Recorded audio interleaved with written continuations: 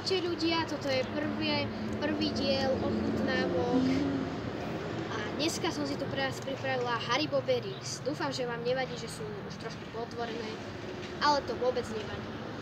Dneska tu máme Haribo Berries, ochutnám ich, poviem vám, či sa ich oplatí kupovať. Čiže ja by som nezdržiavala a išla by som rovno na to. Čiže čaute ľudia, sme tu teda na ochutnávke, máme tu Haribo Berries, takže ideme ich ochutnať.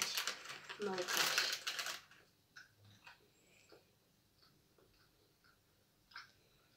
Je to veľmi dobré.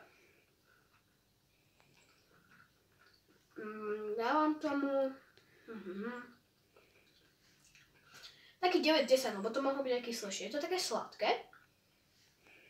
Je to také guličky obalené v želatíne vlastne. Tie guličky obalujú v želatíne. Čiže ja tomu dávam 9-10. Za 1-10 sa to podľa mňa oplatí. A určite si to kúpte.